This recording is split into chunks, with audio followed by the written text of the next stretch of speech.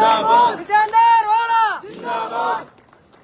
के इस कार्यक्रम में उपस्थित हमारे पिलानी के लोकप्रिय विधायक पितराम जी साहब, आपके यहाँ के प्रधान मनीषा जी, आपके पूर्व प्रधान मदन जी, हमारे जिला परिषद की सदस्य अमर सिंह जी, बहुत सारे सरपंच साहब आए हुए हैं। सबका नाम लूंगा तो हो सकता है एक आधे का भूल जाऊं। तो जितने भी जनप्रतिनिधि, सरपंच, पंचायत समिति के सदस्य हैं, वो सब लोग हमारे चिड़ावा के बहुत लंबे समय तक प्रधान रहे, कांग्रेस संगठन में ब्लॉक अध्यक्ष रहे, श्री निहाल सिंह जी, श्री चनेजा जी, श्री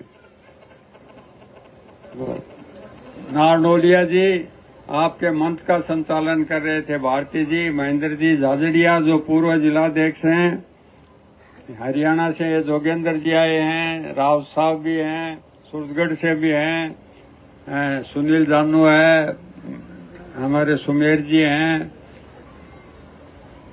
किस आदरणीय मंच, इसमें सब आ जाएंगे। मेरे सामने अच्छी संख्या में विराजी हुई मातृशक्ति और बहुत जोश के साथ जो आप लोग यहाँ आए हैं, वो सब लोग, आप सबका अभिनंदन है, अभिवादन है। निश्चित रूप से खेतड़ी ने इस बार इतिहास बदला। जो इस चुनाव से पहले लोकसभा का चुनाव था, उसमें शायद 45-46 हजार वोट से कांग्रेस पार्टी पिछड़ी थी। आपने न केवल उसको कवर किया और अच्छा रिजल्ट यहाँ से दिया, उसके लिए मैं बहुत आपका आभारी हूँ। वैसे भी बहुत आभार मैं मानता हूँ, हमारा पूरा परिवार मानता है। मेरे पिताजी की राजनीति की शुरुआत इसी खेतड़ी विधानसभा से हुई थी, जब ये डबल मेंबर सीट होती थी, शेफरागवार से लेकर बेरी रामपुरा तक। तो उस समय वो एमएलए बने, फिर 3 बार यहाँ से विधायक रहे और उनका भी बहुत खेतड़ी पर बहुत मन रहता था, लगाव रहता था। 1958-59 में एनएमडीसी के थ्रू उन्होंने इस कॉपर को चालू करवाया, नेशनल मिनरल डेवलपमेंट कॉरपोरेशन, और फिर ये हिंदुस्तान कॉपर का गठन हुआ। बहुत अच्छा अपना ये कारखाना था, बहुत सारे लोगों को यहाँ रोजगार मिलता था, जिले के हर कोने से यहाँ, क्योंकि पूरे शेखावाटी में हमारे पास कोई और कारखाना है नहीं आज भी, आजादी के इतने साल बाद। उसका कारण ये है कि हमारे यहाँ उद्योगपति तो हैं, पर उनको सस्ता लेबर नहीं मिलता, कच्चा माल नहीं मिलता, पानी की कमी है। हो गई अब ले दे के एक ये कारखाना हमारे पास था और इस सरकार ने आके इसको बिल्कुल मर्दप्राय स्थिति में कर दिया। कोड़ा साहब जब माइंस मिनिस्टर थे तो ये मुनाफे में आ गया था और जितना कर्मचारियों का बकाया था सबका भुगतान कराया। 60 साल उम्र करी थी उस समय उन्होंने। और दूसरा, जैसा हमारी प्रधान जी बता रही थी, इसको मिनी रतन का दर्जा दिलवाया। मिनी रतन को ये बेच नहीं सकते किसी भी हालत में, रतन और मिनी रतन। नहीं तो जो नेहरू जी ने बनाए थे, जो हमारे लाल बहादुर जी ने बनाए, इंदिरा जी ने बनाए, जो भी प्रधानमंत्री आए जिन्होंने सरकारी क्षेत्र में जो उपक्रम बनाए, उनको इन्होंने बेचने का काम किया। मेरे भी बहुत पीड़ा थी इस बात की कि भाई हमारे इतने लोग यहाँ रोजगार करते थे, आज हम आ रहे थे तो ऐसे लग रही थी वो टाउनशिप जैसे कोई उजड़ हो गई हो। नहीं तो पहले हम जब बच्चे थे तो वहाँ घूमने आते थे, या तो पिलानी घूमने का स्थान था, या हिंदुस्तान कॉपर की आजाद मार्केट ये था।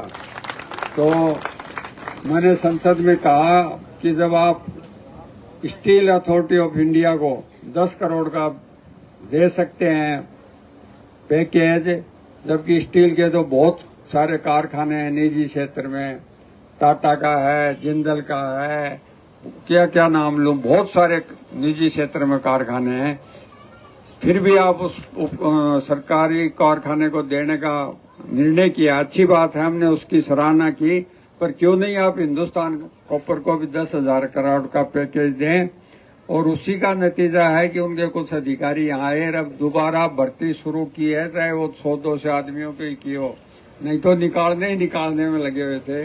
कुछ लोग ले रखे थे, वो ठेकेदार के आदमी ले रखे हैं, पुराने आदमी तो बहुत ले दे के थोड़े से बचे हैं।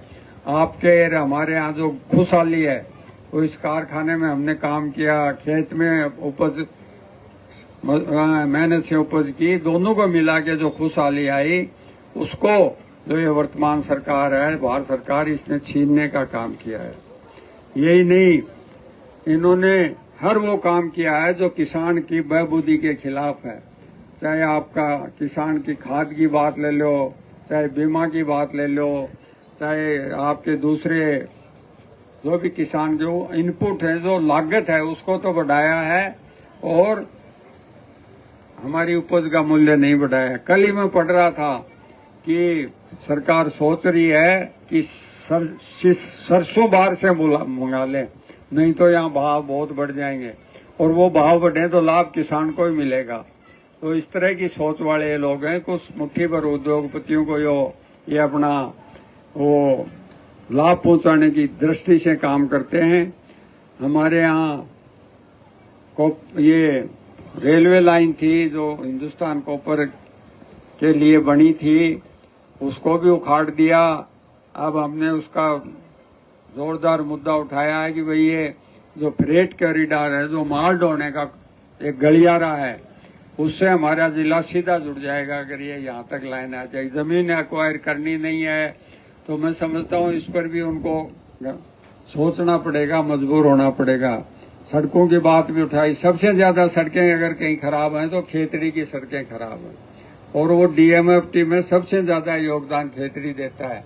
फिर भी किसी भी सड़क पर आप चले जाओ, वो ऐसी हालत खराब है। उसके लिए भी उठाया मैंने। उन्होंने कहा राज्य सरकार का मामला है, तो उन्होंने कहा राज्य सरकार को लिखो आप लोग, डीएमएफटी तो आपने बनाई है, राज्य आपके भी फंड हैं, आप भी देते हो स्टेट्स को पैसे, तो उसके लिए भी अपन संघर्ष कर रहे हैं।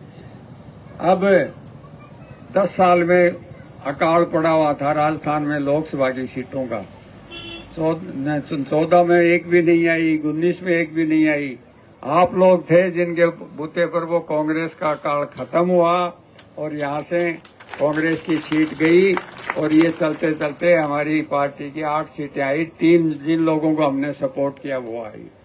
तो अब राहुल जी ने कुछ वो करवाया है, रिसर्च करवाई है, कुछ जानकारियां इकट्ठी करी है, और उसमें चौंकाने वाली बातें सामने आई हैं, जिनके लिए वो संघर्ष कर रहे हैं, सड़क पर हैं। और एक बात आप देखिए, बीजेपी के लिए तो प्रेस कॉन्फ्रेंस करती है इलेक्शन कमीशन, और इलेक्शन कमीशन के लिए प्रेस कॉन्फ्रेंस करती है बीजेपी। आज तक किसी इलेक्शन कमीशन ने प्रेस वार्ता करी है कि किसी को दोषी ठहराने की कोशिश थोड़ी करी। उनका काम है निष्पक्ष चुनाव करवाना। वो तर्क क्या दे रहे हैं, जो ऑनलाइन वोटर देने हैं कि बहन बेटियों की जानकारी नहीं कर सकते। अरे तो बहन बेटियां भी वोट डालती हैं, दूसरे लोग भी वोट डालते हैं, आपको क्या दिक्कत है उसकी जानकारी दें। पर अब उस पर क्वेश्चन मार्क लग गया है, क्वेश्चन मार्क। और निश्चित रूप से देश की जनता जागरूक होगी और आपके इस वोट की चोरी करने नहीं देगी, आप भी नहीं करने देंगे।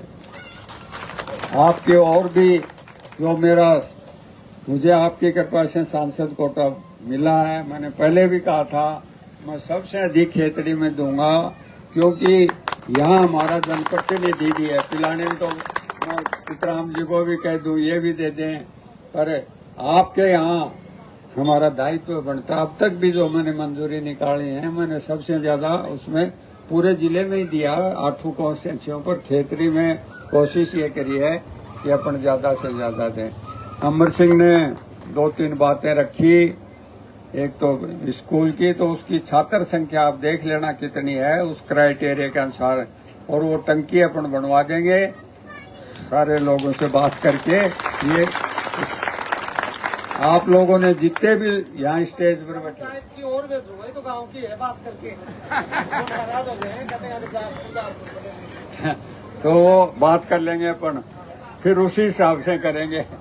तो वो आप लोगों ने सबने मिलके इस यहाँ बैठे हैं इन लोगों ने भी और दूसरे लोग भी क्षेत्रीय के हमारे जितने भी साथी थे बहुत मेहनत करी और उसी का परिणाम था कि अपने यहाँ से अच्छी संख्या में आए। सचिन पायलट जी ने बहुत संघर्ष किया युवाओं के लिए, आपने देखा होगा। अजमेर से जयपुर तक आए और वो कह रहे थे, उनकी बात पर कोर्ट ने भी ये मान लिया कि युवाओं के साथ ठगी हुई है। तो जो मेहनत करता है निश्चित रूप से उसका परिणाम एक न एक दिन मिलता है। तो मेरे लोकसभा चुनाव में भी वो आए थे, आपने उनकी अपील भी मानी। अपन फिर कभी भी उनको यहाँ लाएंगे, बात करके अच्छा प्रोग्राम करेंगे। आप सबका बहुत बहुत धन्यवाद। जय हिंद।